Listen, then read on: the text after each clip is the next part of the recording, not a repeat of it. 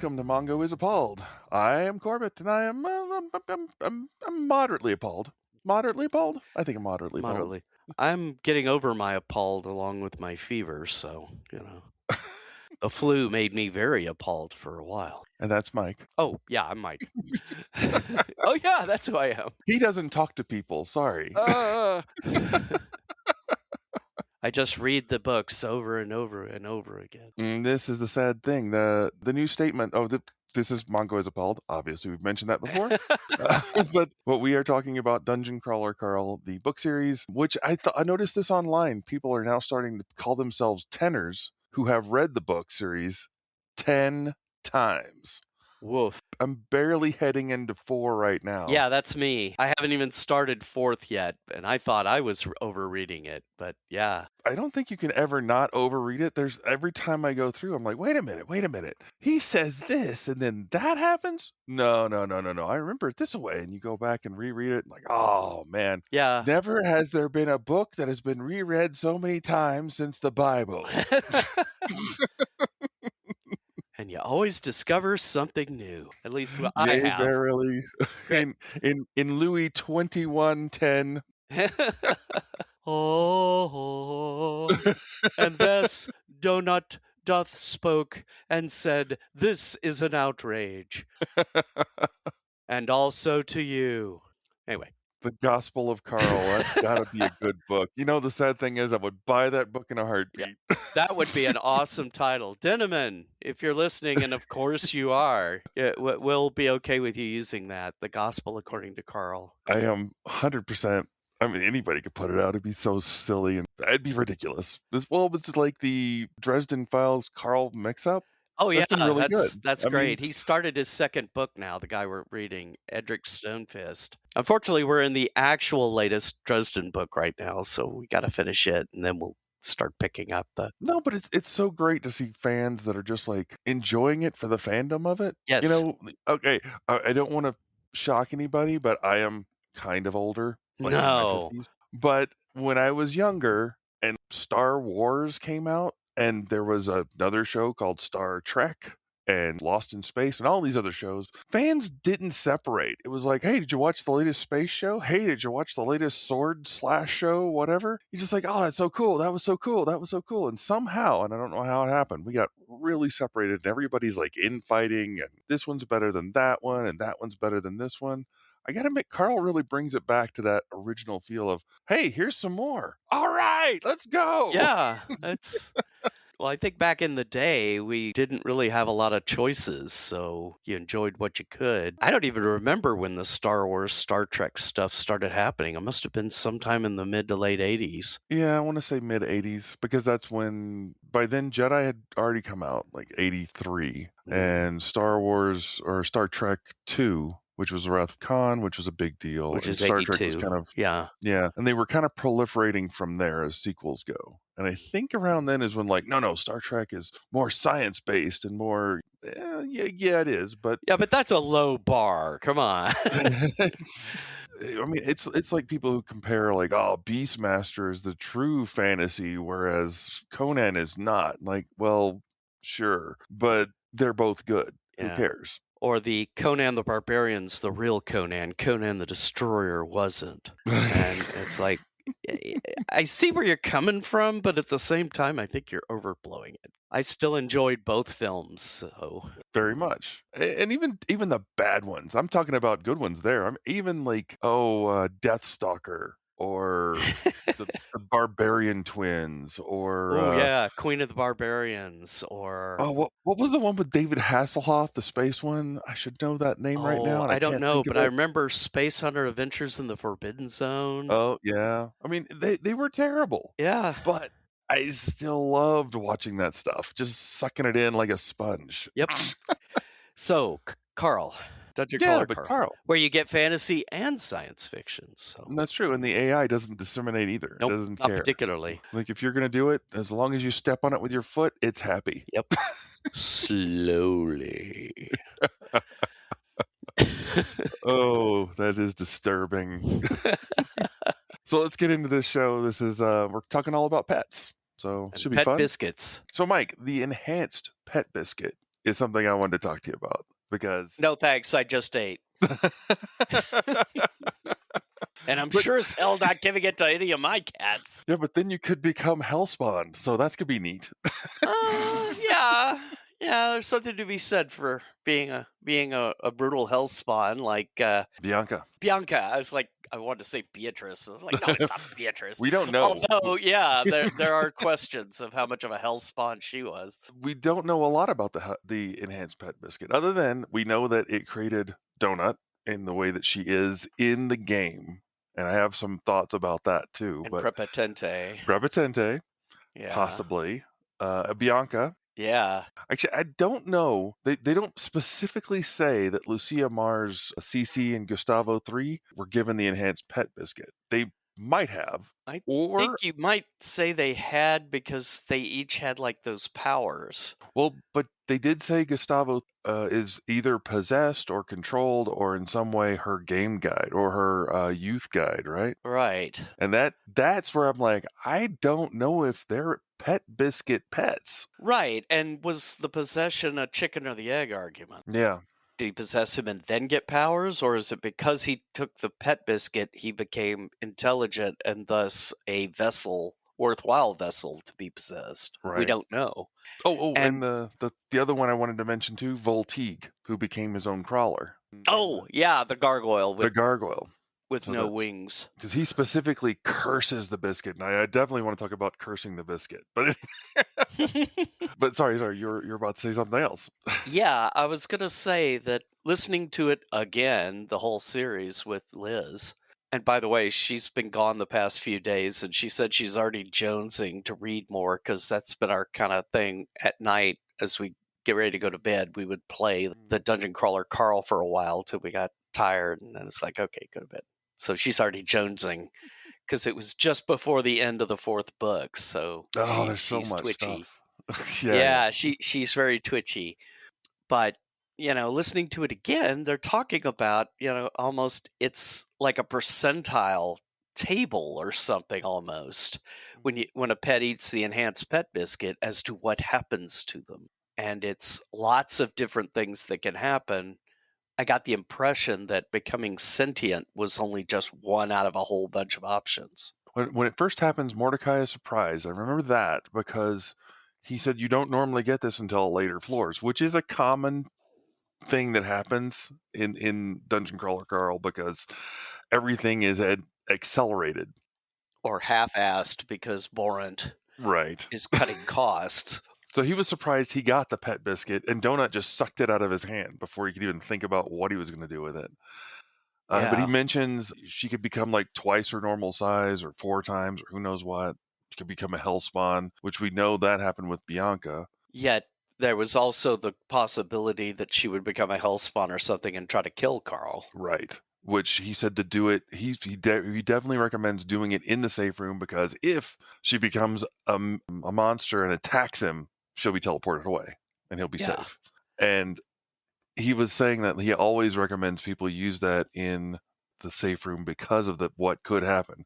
And of course, the whole time they're talking and she's transforming at his feet, and that's the big reveal at the end. That puddle. She gave that puddle of gooey fur, and it's like, ew. Oh no, but she pops up and starts talking at the end of, I want to say, chapter 5 or 6 in the first book. It doesn't take maybe a chapter, I think, and that's about it. Yeah, spoiler, at the at the very early part of the first book, she talks. Again, if you have not read any of these books, you really need to go do that. Now, I have an interesting thought on Prepotente, and jumps a little bit off ship. But I have an interesting thought that he might not have actually gotten the ability to talk as much as he got the ability to absorb information, because when Miriam Dom and Prepotente break into Milk's calligraphy studio or guild, she points out, she apologizes to him that he's just absorbed all the information of the universe, or something like that. I'm really paraphrasing that a lot, but it was making him a bit squirrely. Yeah, it's making him very, I don't know how much he was already. Okay, more squirrely. Right. But I wonder if because it would be comical, and I could see the AI doing it, if his ability to talk came because he literally ate books and absorbed that information. Yeah, that They would be pretty fun.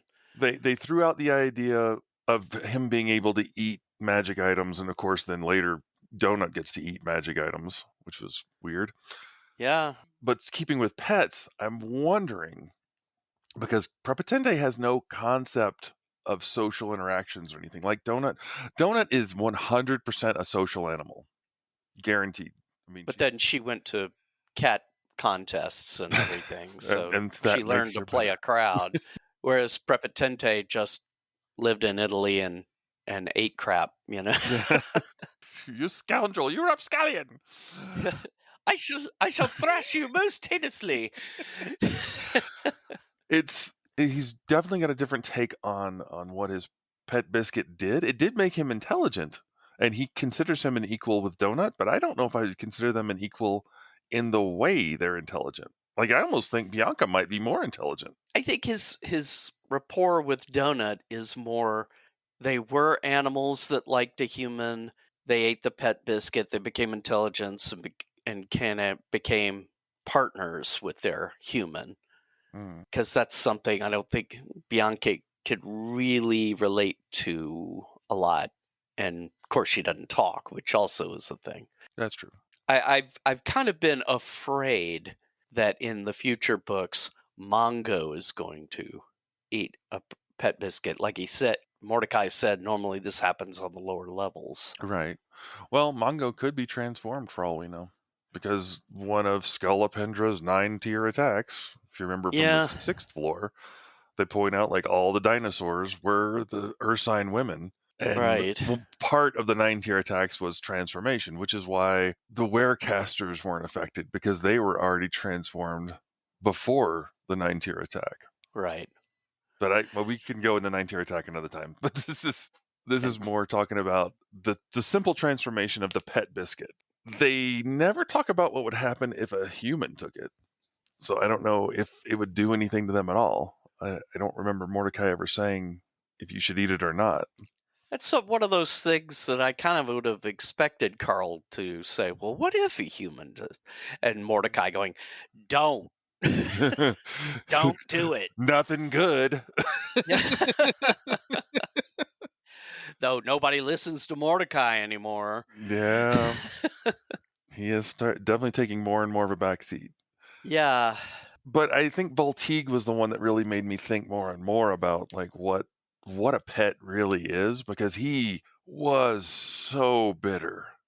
And Audette did mention at one point when they were back on the 2nd floor that she should stay a cat and never change. And Voltigue had changed into a gargoyle. And hated it. Yeah. Well, not just a gargoyle without wings. Yeah. For some reason, I don't remember why they were cut off, and you never really got the impression, or I didn't anyway, that he was with a companion, basically his owner. No, so he was there. She died on the, I want to say she died on the 7th floor. Okay. Oh, buddy boy, I should know her name. A crawler. Which then makes one wonder if that's the inevitable result. How off balance will Prepotente get? Mistress Henspar. Okay. I had to look it up. Sorry. No problem. Anyway, no. So, is Prepotente going to kind of go off the deep, more off the deep end? He's really gone that way because he cursed it when Miriam Dom died. Like, curse this pet biscuit and blah, blah, blah. And he's very not happy because of what he lost. And which is that understandable. Innocence. Yeah. Yeah. That's one of the problems of, I guess, sentience that gets played in fiction over and over again is it is a double-edged sword. As you're following Carl and Donut through the series, as they get closer and closer to the 9th floor, Donut's kind of having this realization that he might leave her. And it's always popping up in her mind and her thought all the time. Well, yeah, it was, the first or second book that Donut told Carl that she had overheard Mordecai back when she first put on the sepsis whore crown. that Mhm. he was advising that, well, you don't have to stay with Donut. Yeah. You can leave her and let her deal with it. And yeah, the idea that Carl's going to do that, whatever. At this point, it's hard to imagine. In the first book, possible, because Yeah, well, they we didn't did really not get know along. much. We figured Donut was his girlfriend's cat, Mhm. so at least you got the impression that a lot of his care for the cat was more because, well, Beatrice isn't here. I kind of have to. But as you find out more, you begin to realize, yeah, no, he actually cares more about the cat than Beatrice did. Well, that you kinda learn that early on because Donut points out that he was looking for apartments. Like, this is, like, chapter 7 or 8 in the first Is book. it still in the first book? Yeah, like, I way thought it back was the there. second. Well, Okay. when he was pointing at or he was looking for apartments, but he was Right. looking for That apartments would with allow pets. pets. And Yeah. she's like, "You want me around because you don't wanna be alone, and you need me just as much as I need you." And that's really early on, and then, of course, then they get attacked by the llama, the Bad bad llama. llama, yeah. So it's at that Llama point, llama you duck. kinda but you kinda go right into, "And we're too busy to fight to talk about reality." Yeah. And most things you find out about Carl are usually Donut making exaggerations during a fight to make him mad. Right. And then of course there was the when they first ran into Carl with Maggie Mai in his brain Mhm. and she asked him to forgive her and she drops him down into the flooded dungeon to basically keep Carl from having to kill him because she knew how that would react to Carl. And over again, she points out, it's like, well, what are we going to do? We should just leave them. And it's like, oh, Carl, how is it I know what you're going to do before you do? Mhm. And that is it. Carl always since we get to hear his thoughts, he's always like, I should leave them, or I should just concentrate on me and Donut. I shouldn't worry about other people. I shouldn't do this. I shouldn't do that. And yet he always does. Well, that's kinda what I like about Carl. Yeah. He grouses and second guesses himself, but in the end he always does what's right. And in fact, Liz and I were talking about it, and it's Hmm. like, these situations the AI keeps putting him into, I sort of like we've discussed before, I think a little bit. Is the AI testing Carl? How much integrity do you have? How much No. selflessness do you have? Are you willing to do the hard work to save other people, or are you just going to think of yourself? Well, I think that's pretty evident with what the AI did to him back on the 6th book, or no, yeah, the 6th book, the card battle game when he Yeah. has the ability to end everything, but Oh, that's yeah, not to the push subject of the the pets. button. Yeah, the But I button. think, was the AI working up to that, from the prior books? In keeping with the subject too, that at that point you kind of wonder, is Carl the AI's pet? Which they do reference that several times. Yeah. As a people who wanna criticize Carl outside of the game, like, he's just a pet for the AI, and he probably is. I mean, Yeah, that's like that obnoxious kid at the crawler con who oh, I yeah. swear was based on Eric Cartman from South Park. My dad says you're a bitch for the cat. You're the AI's bitch. Well, but that makes me wonder if the AI this is kinda goes into a couple different like, putting it out there in the world for people to talk about, but I wonder if the AI is giving a bit of its own intelligence to the pets when they become sentient to a certain degree. Like, if it makes them crazy like Prepotente or if it makes them savvy like Well, it would Donut. have to because that's the whole basis of the NPCs. Yeah, You're getting people and they're being given new memories and new experiences and personalities by the AI. right. So it has to have the ability to do that to the pets too. And this is what made me kinda think of that is, Voltigue because again, I've just recently re-listened to the Voltigue storyline, Hmm. and he points out, like, how terrible his life was when he left the dungeon because none of his abilities went with him. He was just a big rock thing, and he had to, like, have supports and braces and stuff to walk or do anything. Which is weird. But he was still able to talk. So this is my wonder is what happened to Donut in a zero room? when Carl's been in a zero room and he loses his strength and his Strength and everything. enhancements. Well, she has too. She was in a zero room? I don't remember her ever being in one. Yeah, whenever they've gone to see Loida and such, all their stuff turns off. Well, their stuff turns off, but a zero room. The first time I remember him ever running into one was when he went on the convention show. CrawlerCon? Yeah, CrawlerCon, because they went through a piping system and then came up to this one junction where they had to be in a zero room. And that's when he first lost all of his strength. It was physically difficult to move and talk because it all kind of came back. And again, when he was interviewed by Oren, I want to say Oren, in the last book, when they were trying to figure out how he knew that the orc sister wasn't going to be able to destroy Princess Formidable wasn't going to be able to destroy the AI. And okay, with the Wormhead. Okay, right, gotcha. because that was the joke. There was when he made the zero room so that way the AI couldn't see them, and then Growler Gary walks in.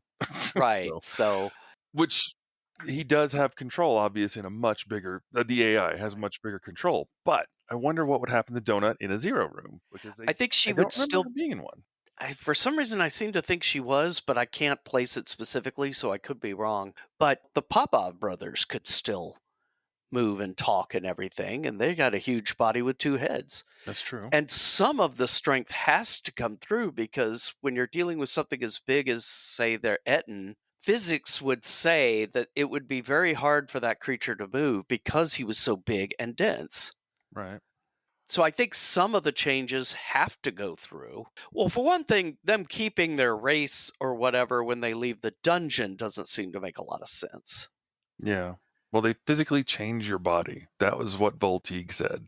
Which then theorizes that Carl should still, if not have his super duper strength, should at least be rather stronger than he was when he first went into the dungeon. Well, I think it's just the fact that he gets so used to his super duper strength that it's kind of that sensation, like when you're driving and you're going 70 on the interstate, and then you pull off onto a regular road and you're suddenly going 30, and it feels like you've stopped moving practically. Yeah, I mean, it's just a comparison. You go in with a 2 strength, you work up to a 10 strength, and then in a zero room, you're dropping to a 5 strength. You're still stronger than you were, but it feels like you're weaker. Right.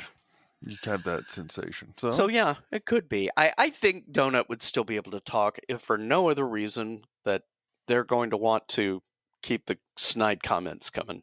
Oh, that's probably true. Well, it's just more that Volteague said he could talk, but he made it sound like it was just absolutely horrible. Well, yeah, because he had that stone body, like you pointed out. He couldn't sing or but that was Audette's warning, is don't change your race. Stay a cute cat. True, although at the time she seemed to be implying that you would lose viewer numbers if you did that, but that could have been a distraction from the real reason. Yeah. And she didn't want to scare them off or something. So, pets, yeah, it's interesting. And the beauty of the Crawler Carl series, since the dungeon ostensibly covers the whole planet, which there's already arguments about that. Carl himself said, wait a minute, by the time he's at the 3rd or 4th floor, we should be hitting molten rock by now in the core of the planet, and we're not. So something hinky's going on, but then he just left it. We may find a whole lot more pets or even wild animals that ate a pet biscuit and had weird things happen to them as the series continues. Potentially. I mean, well, you've still got 10 to 15,000 crawlers, presumably, who are still wandering around doing something that he's never even met. Yeah. I mean, we got a cast of maybe 30. Right. Arguably, he's met maybe a couple of hundred, all told, after the Iron Tangle and such. But yeah, that still leaves, 14,100 left that he hasn't? Yeah. I mean, there's quite a few. And who knows who left out of those few that he's already met, because half of the number left at the end, and it was 30,000. Right, at the end of the 7th book. Yeah. Well, they said they were going to take their deals. That seems like a bad negotiating plan. Yeah. going out like, I'm definitely taking whatever they give me. And what's more, because the solar system is locked down, Mm-hmm. just because they're leaving the dungeon, they're just going to be on the surface of the planet of Earth because they can't leave. So I wonder if they're going to end up playing into whatever the story arc for Katya that I suspect is going to be happening on the surface of the planet. Well, if they go back to the surface, I presume they just go into storage, like Mordecai, because he doesn't do stuff in between. I guess it would depend on their deal. So who knows? Well, anyway, like you said, pets. Pets, yeah. I want to see a honey badger that's eating one. They don't give a shit, man. They're badass. Oh boy. What happens if a pet eats a pet biscuit and then eats another one? Yeah. Do they become Bianca and Prepotente? Maybe sentient, or does it only works once? There's so many questions. I think you always say the right thing as far as the AI. If the AI thinks it's funny, it's It'll gonna do happen. it. Yeah, because like we were saying about Gravy Boat, they're supposed to be random, but obviously he was taken directly to sentience because he was supposed to be a foil for Donut, so it had to be basically he's like Donut. Right. There was obviously no randomism there. No, that's the thing. That's the AI thought it would be funny. Yep, because it was funny, and now it controls the solar system. So what else is going to be funny? Oh, it'll all be funny. Eris showing up at a gas station is hilarious. No wrong way to look at it. It's still a fun book to read. I guess for this show, we could wrap this up and call it. Hey, you will not break us. Wait, no, that's your line. And we all have our limitations, except when the AI thinks it's funny, apparently. Thanks for the catch.